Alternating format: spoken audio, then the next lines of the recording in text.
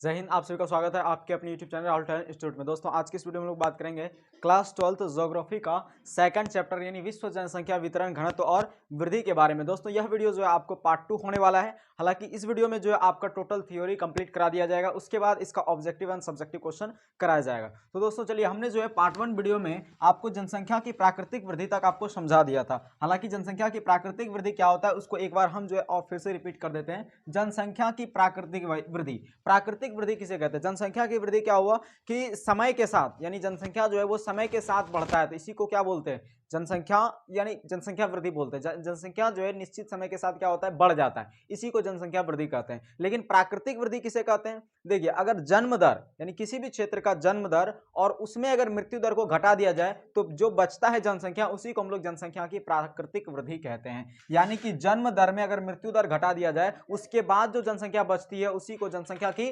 प्राकृतिक वृद्धि कहते हैं। अब जो है हम लोग इंपॉर्टेंट टॉपिक जो बचता है, यानी कि देख लीजिए क्या क्या है कि जनसंख्या वृद्धि जो है वो सर्वाधिक, अगर देखें, अगर जनसंख्या वृद्धि को देखें, सर्वाधिक कौन से महादेश में है? तो अफ्रीका महादेश में देखने को मिलता है। लेकिन देश की जब बात आती है जनसंख्या वृद्धि सर्वाधिक यानी उच्च जनसंख्या वृद्धि दर वाला देश अगर पूछे तो आपको यमन बताना है। उच्च जनसंख्या वृद्धि दर वाला देश अगर पूछे तो यमन बताना है, लेकिन अगर महादेश पूछा जाए तो अफ्रीका बताना है। क्लियर है? उसके बाद मानव जनसंख्या जो है वो 6 अरब 1999 में हो चुका था। मानव जनसंख्या 6 अरब 1999 में हो चुका था। विश्व जनसंख्या 2011 में कितना हो गया था? लेकिन 2011 में अगर देखें तो पूर्ण विश्व जनसंख्या जो है वो 7 बिलियन हो गया था। और 6 अरब जो है वो कितना हुआ था 1999 में, लेकिन 2011 में 7 बिलियन हो गया था। 1 बिलियन बराबर कितना होता है?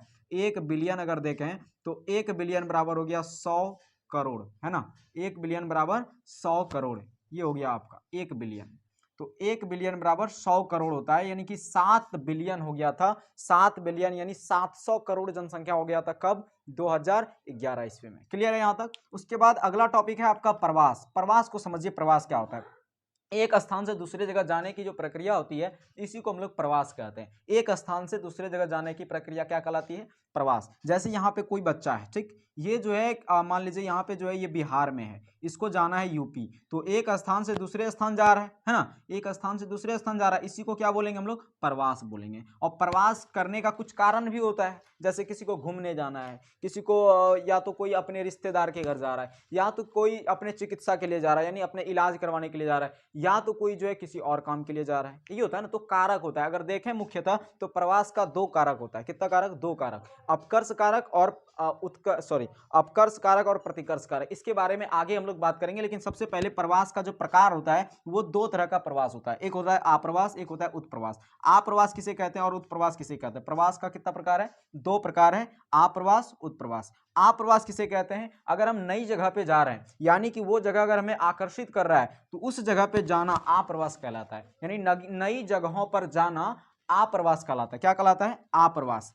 आप्रवास यानी कि नई जगह पे जाएगा, पुनः फिर लौट के भी आएगा वो, यानी आएगा। आप्रवास यानी लौट के उस जगह से गया फिर उस जगह पे आएगा। समझ रहे हैं ना? यानी सिंपल सा बात है, नई जगहों पे जाना क्या कहलाता है? आप्रवास। और अपनी जन्मभूमि को छोड़कर, अपनी जन्मभूमि यानी कि जिस स्थान पे आप रह रहे हैं, आपका जो मूल निवास है, उस स्थान को त्याग कर, उस स्थान को छोड़कर नए स्थान पर जाना क्या कहलाता है? उत्प्रवास कहलाता है। समझ में आ गया? आप्रवास किसे कहते हैं? नई भूमि पर जाना, नई जगहों पर जाना आप्रवास कहलाता है। और अपनी जन्मभूमि या फिर अपने मूल निवास को छोड़ना या फिर त्यागना उत्प्रवास कहलाता है। यहां तक समझ गए आप? अब देखिए, नई जगह जो जाने वाला व्यक्ति होता है, जो नई जगह पे जाता है, उसको बोलते हैं आप्रवासी। यानी जो आप्रवास करता है उसे आप्रवासी, और जो जन्मभूमि को त्यागता है, जन्मभूमि को जो त्याग देता है या फिर मूल निवास को जो त्याग देता है, उसे उत्प्रवासी कहते हैं। क्लियर है? हालांकि ये आप्रवास जो है वो आकर्षण के कारण होता है, जबकि उत्प्रवास जो है वो एक मन के कारण होता है कि भाई हमको इस स्थल पे नहीं रहना, बस उस कारण वो चला जाता है। उसके बाद अगर देखें तो भारत में ज्यादातर जो पुरुष प्रवास होता है, क्या होता है? भारत में जो ज्यादातर पुरुष प्रवास होता है वो उसका मूल कारण अगर देखें तो काम और रोजगार के चक्कर में होता है। यानी काम धंधा के चक्कर में, रोजगार के चक्कर में क्या होता है? ज्यादातर पुरुषों का प्रवास होता है भारत में। क्लियर है? उसके बाद जनसंख्या को वास्तविक वृद्धि समझते हैं। जनसंख्या की वास्तविक वृद्धि, जनसंख्या का वास्तव में वृद्धि क्या होता है? तो जनसंख्या की अगर वास्तविक वृद्धि आपको निकालने की बात आए तो उस क्षेत्र का, किसी क्षेत्र का जन्म लीजिए, और वहां पे जितना मृत्यु होता है, किसी क्षेत्र का जन्म दर और उसमें जितना मृत्यु हुआ है उसको घटा दीजिए, और उसमें आप्रवास जितने व्यक्ति हुआ है, आप्रवास यानी कि किसी और स्थल से वहां पे जितने व्यक्ति आए हैं उसको आप जोड़ लीजिए, और उत्प्रवास, उत्प्रवास का मतलब उस स्थल से कोई व्यक्ति वहां से निकल गया है, इसको यहां से घटा दीजिए। तो जो आपका जनसंख्या निकलेगा उसी को हम लोग जनसंख्या की वास्तविक वृद्धि कहते हैं। एक बार और हम रिपीट कर देते हैं, उस क्षेत्र का, किसी भी क्षेत्र का जन्म दर लीजिए, उसमें जितना मृत्यु दर होता है उसको घटा दीजिए, फिर जाके आप्रवास यानी बाहर क्षेत्र से जितना लोग वहां पे आता है उसको जोड़ दीजिए, और फिर जो है उत्प्रवास यानी कि जितने लोग वहां से जा चुके हैं उसको घटा दीजिए। जैसे हम उदाहरण के तौर पर एक यहाँ पे ट्रिक के तौर पर यानी समझ सकते हैं, जैसे जन्म दर मान लीजिए कहीं पे 5 है, 5 जन्म दर हमने मान लिया, और मृत्यु दर वहां पे जो है कितना है 2, तो हमने 2 इसमें घटा दिया। आप्रवास यानी कि उस साल जो है वहां पे व्यक्ति जो है वो 5-6 व्यक्ति आया, उस साल वहां पे व्यक्ति कितना आया 5-6 व्यक्ति, तो 5 व्यक्ति हमने जोड़ दिया। उत्प्रवास यानी वहां से जो है 5 व्यक्ति रहता था, 5 जन्म हुआ, उसमें से एक व्यक्ति जो है उस स्थल को छोड़ के चला गया, तो बराबर कितना बचा बताइए। देखिए यहाँ 5 में 2 गया 3 बचा, और 5 3 8, 8 में 1 जाएगा, 8 में 1 गया, कितना बचा 7। तो ये जो 7 हुआ जनसंख्या की वास्तविक वृद्धि हुई, क्या हुई जनसंख्या की वास्तविक वृद्धि। उसके बाद अब जनसंख्या के परिवर्तन का अवयव समझते हैं। जनसंख्या का परिवर्तन यानी जनसंख्या में जो परिवर्तन लाता है वो कौन कौन सा कारक है। देखिए जनसंख्या में परिवर्तन कब आएगा, या तो जन्म होगा उससे आएगा, या तो मृत्यु होगा उससे भी जनसंख्या में परिवर्तन आएगा, या तो प्रवास होगा उससे भी जनसंख्या में परिवर्तन आएगा। अब कैसे इस चीज को समझिए। प्रवास, जैसे किसी क्षेत्र का मान लीजिए जनसंख्या 500 है, लेकिन वहां पे जो है क्या हुआ कि प्रवास बहुत सारे लोग, या फिर हो सकता है कि वहां पे जो है कई सारे क्षेत्रों से लोग वहां पे आ गया, मान लीजिए 20 लोग वहां पे आ गया, तो क्या हो जाएगा 520 यानी जनसंख्या में परिवर्तन आया। या तो हो सकता है 500 जनसंख्या में से 50 लोग जो है वहां से उत्प्रवास हो गया, उत्प्रवास का मतलब समझते हैं ना, निकल गया वहां से, तो वो क्या हो गया कि भाई 20 जनसंख्या घट गया 500 में से। तो जनसंख्या में परिवर्तन तो आ रहा है ना, ये अलग बात है कैसा परिवर्तन आ रहा है, ऋणात्मक आ रहा है कि धनात्मक, लेकिन परिवर्तन आने का 3 कारक है। एक प्रवास, आपने समझ लिया प्रवास। मृत्यु, अब मृत्यु से कैसे परिवर्तन आता है, जैसे देखिए आप 500 आदमी समझ रहे हैं, तो 500 आदमी से मान लीजिए 20 आदमी टिंगर गया, 20 आदमी मर गया, तो 20 आदमी जब मर गया तो उसमें जो जनसंख्या बचा वो क्या हुआ, परिवर्तन तो हुआ ना। तो उसके बाद अब जन्म, अब देखिए अगर 500 आदमी है उसमें से जो है 20-25 लोगों का जन्म हो जाता है, तो क्या हो गया जनसंख्या बढ़ गया, यानी कि परिवर्तन आ गया जनसंख्या में। तो जनसंख्या परिवर्तन का 3 अवयव है, इन तीनों को डिफाइन करने के लिए आपके एग्जाम में पूछे गए इस तरह के क्वेश्चन, इसलिए मोस्ट इंपॉर्टेंट क्वेश्चन है ये चीज, ठीक। उसके बाद अब देखेंगे अगला, देखिए ध्यान से, ये क्या कह रहा है, बोल रहा है लोग जहां से जाते हैं, लोग जहां से जाते हैं। अभी आपने देखा था यहाँ पे कि यहाँ पे आप्रवास जो कर रहा था वो क्या कर रहा था, अपनी भूमि को नहीं छोड़ रहा था, बल्कि वो किसी स्थल पे जा रहा था, है ना। तो लोग जहां पे जाते हैं उसे उद्गम स्थान कहते हैं, लेकिन जहां जाके वो बसते हैं, जहां से जाते, जैसे हम यहाँ पे अभी हम यहाँ पे स्थित हैं, तो यहाँ अभी हम हैं, तो यहाँ से हम कहीं गए, यहाँ आए, तो ये जो स्थान रहा, ये जो स्थान बचा, इसको हम लोग क्या बोलेंगे, उद्गम स्थान। क्या बोलेंगे, उद्गम स्थान। यानी हम यहाँ पे हैं, यहां से यहाँ गए, तो ये जो स्थान हुआ ये क्या हो गया, उद्गम स्थान। लेकिन ये जो हम स्थान को त्यागे, या फिर लोग जहां से जाते हैं उसे उद्गम स्थान, और जहां पे जाते हैं यानी जहां जाके बसते हैं, अभी यहाँ पे हम हैं और यहाँ आके हम बस गए, इसको क्या बोलेंगे, गंतव्य स्थान। क्लियर है। उसके बाद अशोधित जन्म दर को समझिए। अशोधित जन्म दर, इसको शॉर्ट में CBR कहते हैं, क्रड बर्थ रेट, क्रड बर्थ रेट। अब देखिए इसको समझिए, अशोधित जन्म दर, एक वर्ष में प्रति 1000 जनसंख्या पर, एक वर्ष में, ध्यान से समझिएगा, एक वर्ष में प्रति 1000 जनसंख्या के अनुपात में जन्म लेने वाले बच्चों की संख्या को CBR कहते हैं। यानी कि CBR यानी अशोधित जन्म दर, करंट बर्थ रेट। समझ रहे हैं, फिर से एक बार इसको समझ लीजिए, एक वर्ष में प्रति 1000 जनसंख्या के अनुपात में, प्रति 1000 जनसंख्या के अनुपात में जन्म लेने वाले बच्चों की संख्या को ही करंट बर्थ रेट यानी अशोधित जन्म दर कहते हैं। क्लियर है यहां तक। इसका एक फॉर्मूला भी है, उस चीज को आपको याद रखना है। वो क्या है कि विशेष वर्ष में या फिर किसी भी वर्ष में ले लीजिए आप, किसी एक वर्ष में जीवित जन्म और उस क्षेत्र में वर्ष के मध्य में जो जनसंख्या है उसको ले लीजिए बटा में और गुना उसमें 1000 कर दीजिए, तो आपको CBR निकल के आ जाएगा। इसके बारे में हालांकि आप ग्रेजुएशन में ज्यादा डिटेल से पढ़ते हैं, तो आपको हिसाब भी बनाने को मिलता है, यानी सॉल्व करना भी पड़ता है। हालांकि आपको यहाँ पे सूत्र तक ही बताया गया है, तो यहीं तक आपको बता रहे हैं। उसके बाद एक और है CDR क्या होता है, ये C यानी क्रड, D यानी डेथ और R यानी रेट, क्रड डेट रेट। यानी कि क्रड यानी अशोधित, डेट यानी कि मृत्यु और रेट यानी दर। तो अशोधित मृत्यु दर, औशोधित मृत्यु दर, औशोधित मृत्यु दर बराबर क्या होता है कि विशेष वर्ष में मृतकों की संख्या, क्योंकि मृत्यु दर है भाई, तो विशेष वर्ष में मृतकों की संख्या और उस वर्ष के मध्य में अनुमानित जनसंख्या, और उसमें गुणा कर दीजिए 1000 से, तो आपको निकल के आ जाएगा CDR। हालांकि ये उतना है नहीं इंपॉर्टेंट, लेकिन फिर भी आपको आपके सिलेबस में है, आपके बुक में है, तो हमने इसको पढ़ा दिया। लेकिन इससे जो एक बार हो सकता है क्वेश्चन भी पूछ सकता है, क्योंकि बहुत इंपॉर्टेंट चीज़ है ये चीज़। तो इसका एक आप स्क्रीनशॉट ले लें। उसके बाद जो है अगला टॉपिक हम लोग देखेंगे, उसके बाद जो जितने भी बनते हैं प्रवास के कारक को देखेंगे, अपकर्ष एंड उत्कर्ष कारक जितने भी हैं उन सभी चीज़ को अब हम लोग देखेंगे। तो दोस्तों अब हम लोग जो है अगला चीज के बारे में देख लेते हैं। अगला टॉपिक आपका है कि प्रवास को प्रभावित जो करता है, आपने प्रवास समझ लिया, अब जो देखेंगे कि प्रवास को प्रभावित जो करता है उसके कारक को समझेंगे।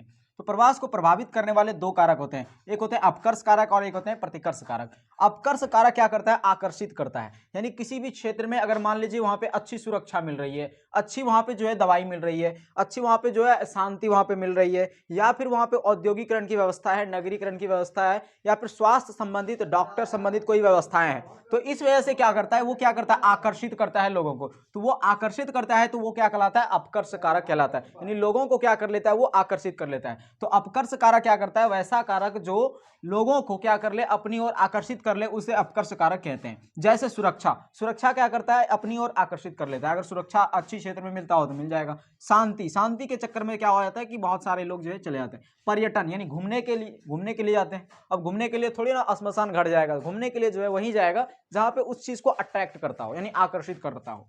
चिकित्सा स्थल, देखिए अगर अच्छी सुविधा यहाँ पे चिकित्सा अच्छी नहीं मिल रही है तो क्या करेगा, ज्यादा मतलब जहां पे अच्छी सुरक्षा मिल रही है, अच्छी चिकित्सा मिल रही है वहीं पे जाएगा ये। तो ये क्या कर रहा है, आकर्षित कर रहा है। अच्छी शिक्षा जहां पे मिल रही है वो भी आकर्षित करता है। तो यहाँ पे मेन कारक है कि आकर्षित करने वाले कारक ही अपकर्ष कारक कहलाते हैं। प्रतिकर्ष कारक समझिए क्या होता है। प्रतिकर्ष कारक प्रकृति के प्रकोप द्वारा किया जाता है, यानी प्रकृति जब अपना प्रकोप दिखाती है, इस वजह से जो है लोग एक जगह से दूसरे जगह भाग जाते हैं। जैसे जैसे देखिए बाढ़ आ जाएगा, तो बाढ़ कोई आदमी लाता है क्या, नहीं, ये प्रकृति द्वारा आता है। सुखाड़ हो गया, अम्ल वर्षा हो गया, आपदा हो गया, भूखमरी जैसी स्थिति हो गई, तो इसके कारण क्या होता है कि लोगों को भागना मजबूरी हो जाता है, इसी को बोलते हैं प्रतिकर्ष कारक। ठीक है, देखिए अब अनुकूल जलवायु अगर हो, अनुकूल जलवायु के बाद अगर अधिक कर रहा है, प्रवास कर रहा है, तो उसको अपकर्ष कारक बोलेंगे। लेकिन प्रतिकूल जलवायु यानी प्रकृति के प्रकोप के कारण अगर जलवायु में परिवर्तन आ गया है, यानी प्रतिकूल जलवायु बराबर होता है प्रतिकर्ष कारक। क्लियर है। उसके बाद ईसा की प्रथम शताब्दी में अगर देखें तो विश्व जनसंख्या जो है वो 30 करोड़ से कम थी। ईसा की प्रथम शताब्दी में विश्व जनसंख्या कितनी थी, 30 करोड़ से भी कम थी। जबकि औद्योगिकरण क्रांति के समय जो है 1700 यानी 50 में 55 करोड़ जनसंख्या थी। औद्योगिकरण कब हुआ था, तो 1750 लगभग इसके आसपास, और जो जनसंख्या थी वो विश्व की वो थी 55 करोड़। उसके बाद इसमें देखिए आपको ज्यादातर नोट पॉइंट दिए गए हैं, इस चीज को आप ऐसे ही करके नोट आपको करना है। ठीक, उसके बाद है 20वीं शताब्दी में जनसंख्या जो है वो 4 गुनी बढ़ी थी। 20वीं शताब्दी में जनसंख्या कितनी गुनी बढ़ गई थी, 4 गुनी। यहाँ पे कितनी शताब्दी है, यहाँ पे 18वीं शताब्दी है ना। उसके बाद अगर प्रतिवर्ष जनसंख्या की बात करें तो जो अभी वर्तमान की जो जनसंख्या है इसमें 8 करोड़ जनसंख्या जुड़ जाता है प्रति वर्ष। अभी विश्व की जितनी जनसंख्या है उसमें 8 करोड़ जनसंख्या जुड़ जाता है, प्रति वर्ष 8 करोड़ जुड़ता है जनसंख्या। उसके बाद अगर देखें तो पिछले 500 वर्षों में मानवीय जनसंख्या जो है वो 10 गुनी बढ़ी है, यानी पिछले 500 वर्षों में मानवीय जनसंख्या कितनी बढ़ गई है, 10 गुनी बढ़ गई है। उसके बाद अगर देखें तो प्रारंभ में मानवीय जनसंख्या जो है, प्रारंभ में यानी स्टार्टिंग में जो है मानवीय जनसंख्या वो 1 करोड़ होने में 10 लाख वर्ष से भी अधिक लगते थे। 1 करोड़ होने में कितने लगते थे, 10 लाख वर्षों से भी अधिक लग जाते थे प्रारंभ में मानवीय जनसंख्या को। लेकिन अगर आज की बात करें तो उस चीज को आप देखिए, 5 अरब से 6 अरब होने में विश्व जनसंख्या यानी कि वर्ल्ड पॉपुलेशन यानी विश्व जनसंख्या 5 अरब से 6 अरब होने में वर्ल्ड पॉपुलेशन को 12 वर्ष मात्र लगे थे। सोच सकते हैं आज जो है कितनी स्पीड से जनसंख्या वृद्धि हो रहा है। उसके बाद अगर देखें विकसित देशों में और विकासशील देशों में जनसंख्या वृद्धि, अगर आप देखें ध्यान से तो विकसित देशों में जनसंख्या वृद्धि बहुत कम होता है विकासशील देशों की तुलना में। क्यों, क्योंकि यहाँ पे हर वो सुविधा उपलब्ध होता है, शिक्षा की सुविधा उपलब्ध होता है और भी अन्य सभी कारण संसाधन भी उन्हें उपलब्ध होते हैं, जिस वजह से वो जो है क्या करता है कि जनसंख्या वृद्धि जो है विकासशील देशों की तुलना में यहाँ कम होती है। क्लियर है। उसके बाद अब हम लोग समझेंगे जनसंख्या विस्फोट। जनसंख्या विस्फोट क्या होता है, इस चीज को आप ध्यान से समझिए। जनसंख्या विस्फोट, अब देखिए जैसे अगर हम छोटा मोटा पटाखा किसी जगह फोड़ दिए तो वो विस्फोट कहलाएगा का, नहीं। लेकिन अगर वही हम पटाखा को बड़ा करके यानी कि हम एक बम फोड़ दिए वहां पे तो वो क्या कहलाएगा, विस्फोट कहलाएगा, यानी बम का विस्फोट। समझ रहे हैं ना। तो वही चीज होता है, जनसंख्या जब भारी मात्रा में बढ़ती है, किसी भी क्षेत्र की जनसंख्या अगर भारी मात्रा में बढ़ रही है, जनसंख्या बढ़ने में रफ्तार आ रही है, उसी को क्या बोलेंगे, जनसंख्या विस्फोट। किसी भी क्षेत्र की जनसंख्या मतलब रफ्तार के साथ अगर बढ़ रही है, उसी को जनसंख्या विस्फोट कहेंगे। क्लियर है। जनसंख्या ह्रास भी एक चिंता है, यानी अगर जनसंख्या वृद्धि एक चिंता का विषय है, तो जनसंख्या ह्रास भी, जनसंख्या का घटना भी एक चिंता का विषय है। समझ रहे हैं ना, इस चीज को आप याद रखिएगा। उसके बाद एड्स के कारण, जो मेन कारण है जनसंख्या घटने का, वो एड्स। एड्स के कारण क्या होता है, अफ्रीका के अधिकतम, अफ्रीका का एक स्थल है जिसका नाम है स्वतंत्र राष्ट्रों का मंडल, स्वतंत्र राष्ट्रों का मंडल। अफ्रीका का एक जगह है स्वतंत्र राष्ट्रों का मंडल, यहां पे जो है मृत्यु दर अत्यधिक बढ़ गया है। किसके कारण, तो एड्स के कारण। ये ध्यान रखिएगा।